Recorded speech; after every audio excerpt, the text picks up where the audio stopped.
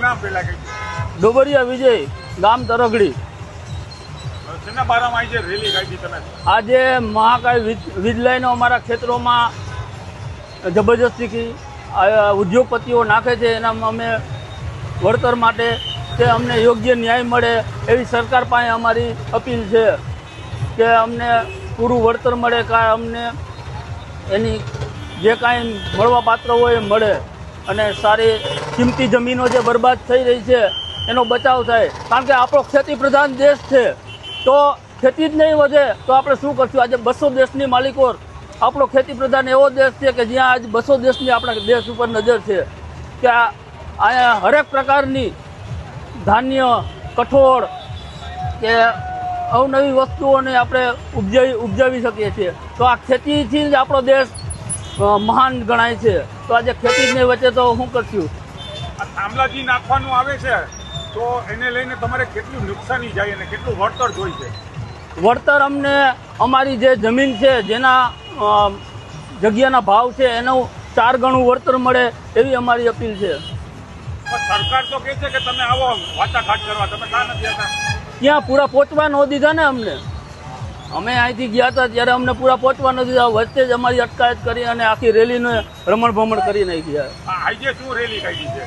બસ અમારે આ મામલતદાર સાહેબને અમારી ઉપર જે અત્યાચાર થાય, ખેડૂતો ઉપર અત્યાચાર થાય છે એને અમે અલ્ટિમેટ આપવા માટે આજે બધા ખેડૂતો જોડાયા છે. આજુબાજુ પડધરી તાલુકાના ટોટલ તમામ ખેડૂતો જોડાયા છે. ગામડેથી પોતાના સ્વયં રીતે આવ્યા છે, જે કોઈને ધાક ધમકી કે દબાણ નહીં પણ પોતપોતાની ઈચ્છાએથી આવ્યા છે અને અમને યોગ્ય ન્યાય મળે એવી અમારી મામલતદાર સાહેબ શ્રીને અમારી માંગ છે.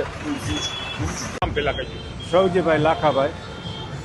હવે થાંભલો આ લોકો ક્યારે સર્વે કરી ગયા એની ખાતરી નથી ને એ એમ લોકો કહેતા હતા કે 2007માં સર્વે થઈ ગયું છે અને સીધો થાંભલો ખોડવા આવ્યા. એટલે મેં કીધું તમે પૈસા કે વળતર કે કાંઈ અમને જાણકારી વગર કેવી રીતે ખોડી શકો? તો એ પોલીસ પ્રોટેક્શન 200 પોલીસ જેવા લઈ અને મને જેલ ભેગો કર્યો અને ધરાડથી થાંભલો ખોડી અને પછી કલેક્ટરમાં મેં રિક્વેસ્ટ કરી, કીધું આ સાહેબ હવે આવી રીતે કેવી રીતે આ જો હુકમી હાલે? તો એના માટે થઈને કલેક્ટરે એને પછી કીધું એટલે લાખ રૂપિયા વળતર આવી. હવે 1.5 કરોડની જમીન એકર છે અત્યારે 50 લાખની એકરે કોઈ રોડ માથેની જમીન છે પડદરીના સેન્ટ્રલની, તો એ નથી ખપતી, એને નથી થતી.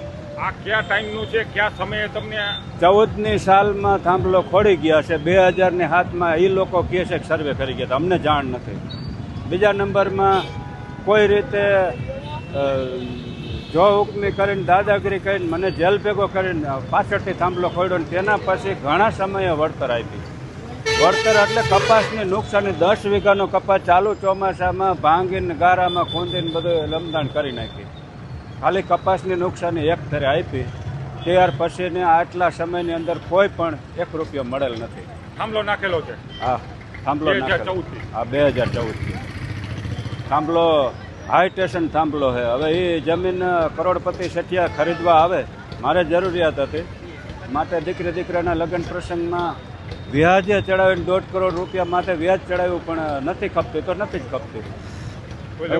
હા, એટલે દીકરાના લગ્ન પ્રસંગ આ તે આપણે કરવામાં ઘણી બધી મુશ્કેલી, ઘણું બધું કરજ આપણે માથે ચડી રહ્યું છે. તમારી માંગ શું છે? હવે આજે રેલી નીકળી છે, ભાઈ માંગ તો આ થાંભલાનું અમને વળતર પૂર્ણ મળવું જોઈએ. અમારી જમીન આખી હવે એ લોકો ખાલી થાંભલા 4 પાયાનું જ વળતર આપે તો તાર નીકળ્યા, એને આખી 10 વીઘાની જમીનનો આખી ખપતી બંધ થઈ ગઈ. હવે એનું કોઈ વળતર આખી જમીનનું વળતર અમારે શું ગણવાનું?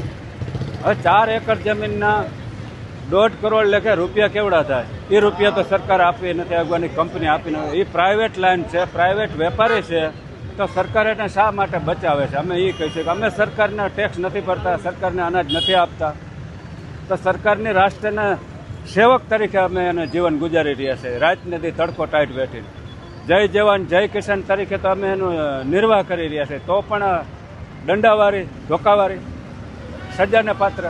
તો રાષ્ટ્રને અમે ઇકોનોમી જાળવી રહ્યા છે, તો પણ દંડાવાળી, ધોકા જ આપવાના અને જેલ ભેગા જ કરવાના. આ અમારી માંગ છે.